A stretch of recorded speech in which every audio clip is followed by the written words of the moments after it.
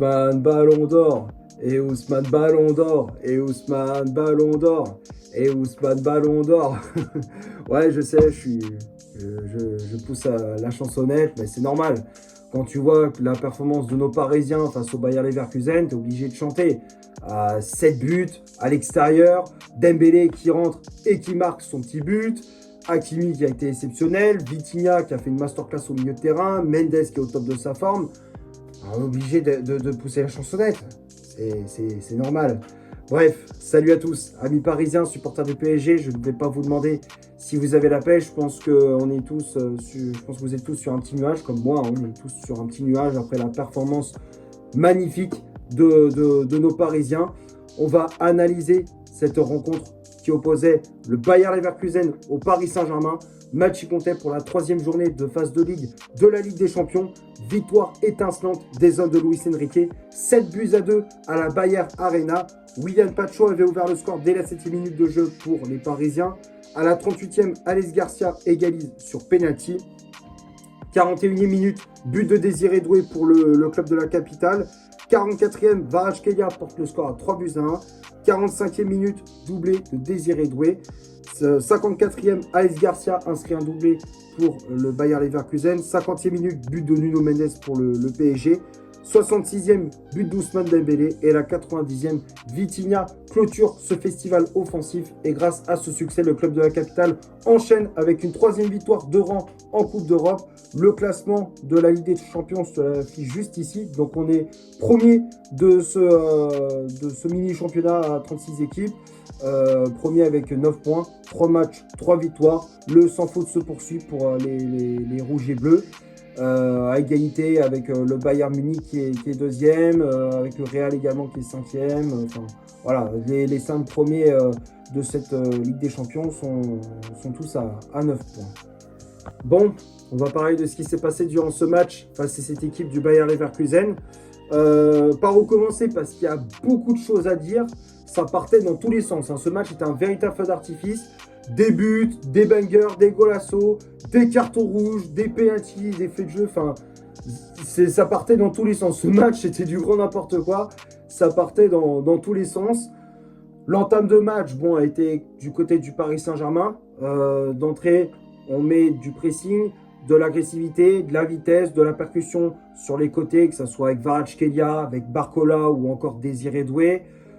Très rapidement, on ouvre le score grâce à William Pacho dès la 7e minute sur une combinaison sur corner entre Hakimi et Nuno Mendes. Mendes qui joue ce corner avec le latéral marocain, qui lui remet et Mendes qui centre au second poteau pour William Pacho qui reprend ce ballon de la tête. Flecken est battu 1-0. Premier but au passage pour William Pacho sous le maillot parisien. Il n'avait jamais marqué avec le club de la capitale. Et là, il a inscrit son premier but. Ça fait plaisir. Paris qui démarre très très bien cette rencontre. 1-0, mais voilà, comme face à Strasbourg, on mène au score et puis après, petit à petit, on baisse le rythme, on lâche le pied sur l'accélérateur. Le Bayer Leverkusen qui se montre de plus en plus dangereux avec des occasions d'Etcheverry, des occasions d'Alex Garcia, d'Alex Grimaldo, de Poku, si je me souviens bien le nom de l'attaquant de Leverkusen. Ils ont eu un penalty quelques minutes après avec la faute d'Ilya Zabarny, la main de Zabarny. Pour moi, je trouve que le penalty, bon, il y a penalty, moi je trouve que c'est assez ambigu. Et il y a le carton jaune en plus. Moi, je trouve que c'est excessif, tu vois. Le penalty, il est assez sévère. La faute de la main de Zabarny. Bon, heureusement pour nous, Grimaldo le manque. Hein, il frappe sur le poteau de Chevalier. Donc, Leverkusen qui rate l'occasion d'égaliser. Le PSG qui, de son côté, essaie de pousser pour mettre ce deuxième but. Malheureusement, on manque de précision dans la finition. Et à la 38e, une nouvelle punition pour le Paris Saint-Germain avec une nouvelle faute d'Ilya Zabarny. Zabarny qui a fait un match catastrophique, hein, on va pas se mentir, même si le premier penalty qu'il a concédé, bon, c'est sévère. Mais la deuxième faute, je suis désolé, il ne doit pas faire ce type d'erreur. Il retient le maillot de l'attaquant du Bayer Leverkusen, pardon. Il y a clairement faute. Zabarny, je ne sais pas ce qu'il a voulu faire. Donc en tout cas, l'arbitre sort le carton rouge vu que c'était le dernier défenseur. Et donc Alex Garcia, le milieu espagnol de Leverkusen, transforme ce penalty. Chevalier qui était parti du bon côté, mais ce n'est pas suffisant pour l'arrêter. Un partout, le match est totalement relancé. Et puis après, le penalty de Leverkusen, ça partait dans tous les sens. Le PSG qui inscrit un deuxième but à la 44e grâce à Désiré Doué sur une récupération balle de Vitinha. Ça part en contre-attaque avec Barcola pour Vicha, pour Désiré Doué sur le côté gauche. Puis ensuite, Kvaratskhelia à gauche. Enfin, c'est une action collective qui est magnifique. Kvaratskhelia qui rentre dans la surface de réparation, fixe le défenseur de Leverkusen avant de servir Désiré Doué dans la surface. Contrôle pied droit et enchaîne avec une frappe à terre, pied gauche. Flecken est battu.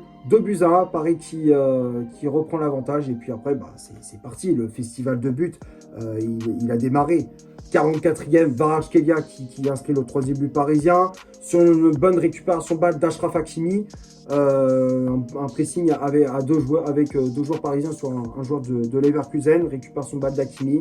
Et pour Kvaratskhelia qui reprend le ballon côté gauche, qui rentre dans la surface, frappe contrée, mal dégagée par la défense de Leverkusen, et ça revient sur le Géorgien qui frappe en première intention. Double poteau, et ça rentre dans les buts de Flecken avec de la réussite, mais ça passe quand même pour l'international géorgien. 3-1, puis ça continue. 4-1 à la 45e grâce à Désiré Doué. Sur une contre-attaque parisienne emmenée par le capitaine Achraf Hakimi qui met un gros coup d'accélérateur pour justement apporter du danger. Il décale à gauche Désiré Doué qui fixe le défenseur de Leverkusen et rentre vers l'intérieur pour déclencher une frappe enroulée à terre, enfin quasi pas à terre mais avec un rebond pour tromper Flecken. 4-1, c'est le score à mi-temps, festival de buts pour les hommes de Luis Enrique. Et la deuxième période, c'est pareil, ça déroule avec le but de Nuno Mendes à la 50e minute, avec une accélération de Vitinha au milieu de terrain qui perfore cette équipe de Leverkusen avant de lancer dans la profondeur Nuno Mendes qui prend de vitesse les défenseurs allemands. Et il ajuste parfaitement Flecken d'un plat du pied. 5 buts à 1, ça continue, le festival de buts comme je disais. Et Leverkusen qui sauve l'honneur, entre guillemets, à la 54e, avec le magnifique but d'Alex Garcia sur une passe, je crois que c'était Grimaldo, si je me souviens bien, qui donne ce ballon à Alex Garcia à l'entrée de la surface, et l'Allemand qui frappe, enfin l'Espagnol, pardon, qui déclenche une frappe puissante, pleine lucarne. Chevalier est resté sur ses appuis. 5-2. Les Allemands réduisent le score. Luis Enrique qui fait des changements avec les entrées d'Ousmane Dembélé, de Quentin Njantou ou encore de Kanguili pour apporter du sang neuf.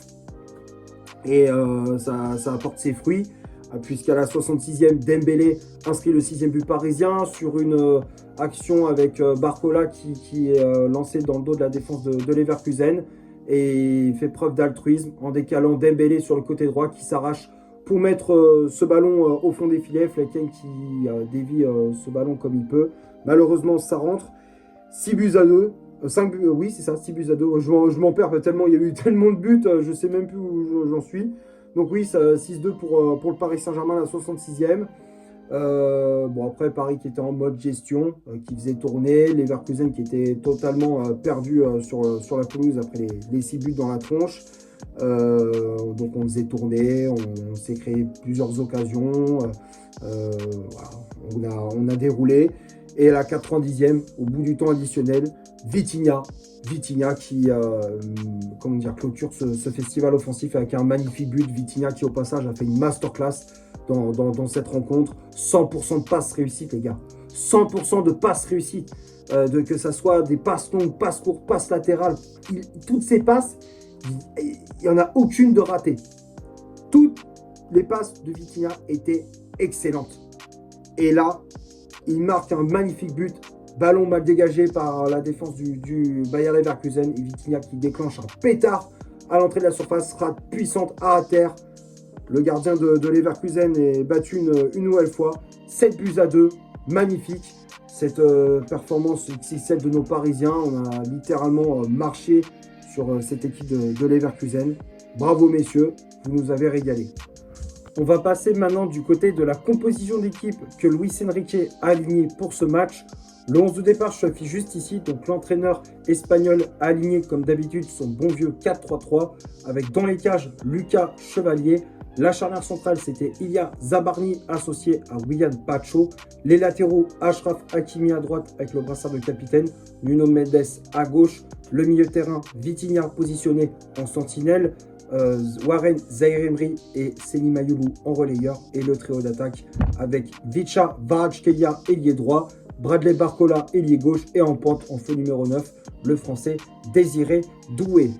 Les changements effectués par l'entraîneur parisien, donc on a vu l'entrée de notre ballon d'or Ousmane Dembélé à la place de Vicha Kvaratskhelia, l'entrée de Kangin Lee à la place de Seny Mayulu au milieu de terrain, l'entrée de Lucas Hernandez à la place de Désiré Doué, ça c'était à la mi-temps.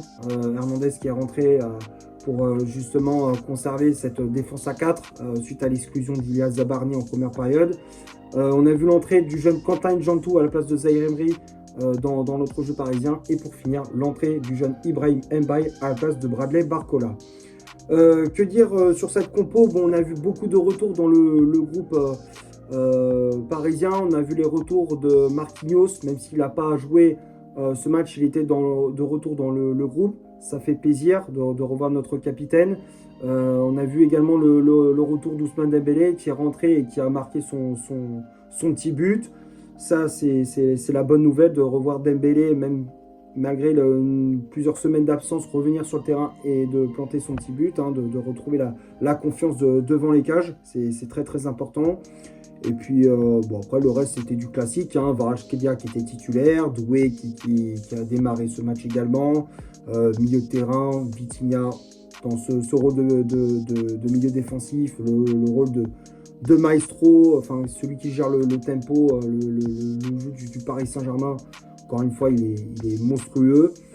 Alors après, comme j'ai dit, le reste, c'est du classique. J'ai rien d'autre à rajouter par rapport au 11 de Luis Enrique. Maintenant, on va passer du côté des statistiques de cette rencontre. On va commencer par le Bayer Leverkusen. Les Allemands ont eu 29% de possession de balle, 6 tirs réalisés dans le match, dont 3 frappes cadrées, 315 passes réalisées dans le match, dont 267 passes réussies, 26 duels gagnés, 8 fautes commises, un arrêt effectué par Flecken, le gardien de Leverkusen, 2 centres réalisés dans le match, 3 corners obtenus et 13 tacles réussis. Et du côté du Paris Saint-Germain, 71% de possession de balle, 13 tirs réalisés dans le match, dont 8 frappes cadrées, 777 passes réalisées dans le match, dont 731 passes réussies, 41 duels gagnés, 6 fautes commises, un arrêt effectué par Lucas Chevalier, 6 centres réalisés dans le match, 4 corners obtenus et 20 tacles réussis. Donc quand on regarde les stats, bon, c'est clairement du côté du PSG, la possession de balle, les occasions, les passes, le nombre de duels gagnés, même si on était en supériorité numérique et puis après on a été réduit à 10 également avec l'exclusion de Zabarny. Bon ça n'a pas été gênant pour nous puisqu'on a implanté 3 buts avant la mi-temps et puis 3 autres après en deuxième période. Donc ce n'était pas un problème pour Luis Enrique et les Parisiens. Du côté de Leverkusen, c'était très très compliqué. Déjà à 10 contre 11, c'était compliqué. Et puis après, quand tout le monde a été à égalité à 10 contre 10, c'était encore plus dur pour eux. Dès qu'ils sont pris la vague de buts avant la mi-temps, pour eux, moralement, c'était très très dur. Je pense avoir fait le tour pour les stats de ce match. On va finir la vidéo sur les tops et les flops de cette rencontre. Comme d'habitude, je fais les affiches juste ici. J'ai mis seulement 2 joueurs dans les flops.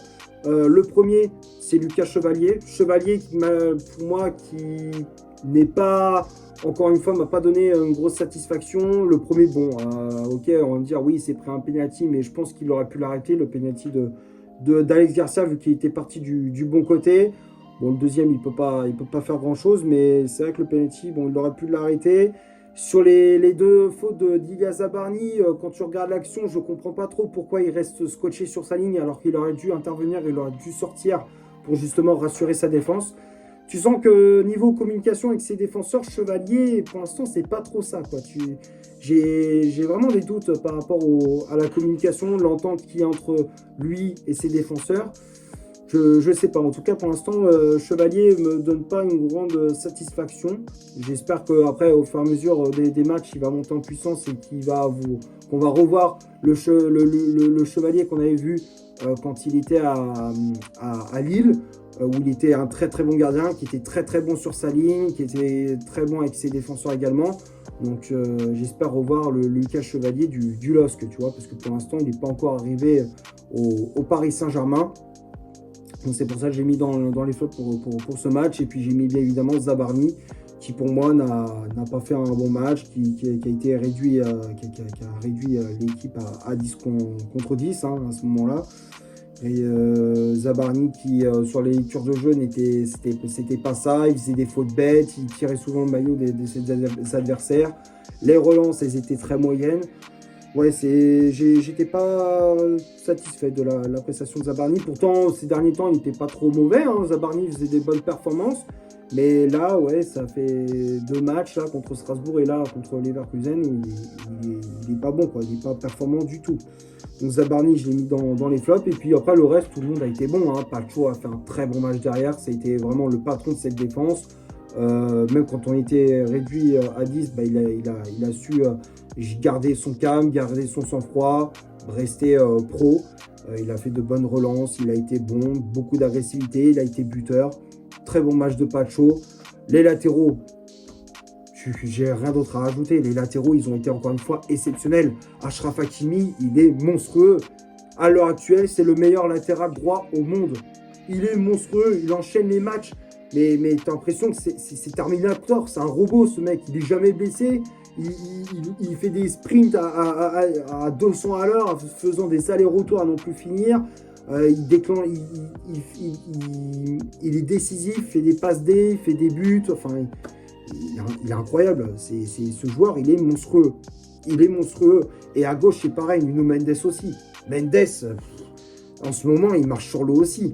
Il est incroyable, Nuno Mendes. Les allers-retours, c'est pareil. T'as l'impression qu'il a 14 poumons. Il met de la vitesse, il est buteur. Enfin, il fait tout, ce mec-là. Il fait tout comme Hakimi. Les deux, ils font tout dans cette équipe du PSG. Franchement, ils sont incroyables. Le milieu de terrain, c'est pareil. Vitinha, encore une fois, qui a été incroyable. C'est la pièce maîtresse du jeu parisien. C'est incroyable comment Luis Enrique, je repense à ça, mais comment Luis Enrique il a transformé Vitinha, c'est un truc de fou. À l'origine, c'était pas ça Vitinha. À l'origine, c'était pas ça du tout. Dès qu'il est arrivé au PSG, on a l'impression qu'il avait du mal à s'imposer, que c'était qu'un simple remplaçant. Là, lorsque Luis Enrique est arrivé au PSG, il t'en a fait un joueur monstrueux, une pièce maîtresse du jeu parisien. Vitinha, il a été incroyable. Zahir Emery, très bon match également. Ça, c'est à souligner. Zahir Emery qui a fait une très bonne performance, qui a gratté beaucoup de ballons. Et il s'est projeté pas mal de fois vers l'avant. Très bon match aussi, qui a été très très bon. Pas au standing de Vitinha, mais il a été bon. Maïlou aussi, qui a fait une bonne performance dans ce milieu parisien. Et les 3 attaquants, Kvaratskhelia, qui a été buteur, qui a été encore une fois percutant, qui a mis le feu dans cette défense de Leverkusen. Il a semé la zizanie. Barcola, pareil. Doué, encore une fois, même s'il est sorti à la mi-temps, il a fait une masterclass. Doublé pour l'ancien Rennais, qui apporte de la vitesse, qui justement, avec ses courses, ils sont imprévisibles. Les défenseurs de Leverkusen, ils étaient complètement perdus. Voilà. Encore une fois, Doué qui fait une bonne performance. Et puis les remplaçants, ils ont tous été bons. Dembélé qui rentre, qui marque. Kangili aussi qui a fait une bonne entrée. Hernandez dans la défense, ça allait. Njantou qui a fait une bonne entrée. Et puis Mbaye qui a vraiment été intéressant lors de son entrée en jeu. Voilà, je pense avoir fait le tour pour ce Bayer Leverkusen Paris Saint-Germain. J'espère que le débrief vous aura plu. Si c'est le cas, vous laissez un énorme like. Tu t'abonnes, tu n'hésites pas à me dire dans les commentaires ce que tu as pensé du match et de mon débrief. Partage la vidéo sur tes réseaux sociaux. N'hésite pas à faire un tour sur mon compte Instagram. Je te l'affiche juste ici. Et d'ici là, portez-vous bien. On se retrouve pour un prochain débrief. Ciao et allez Paris.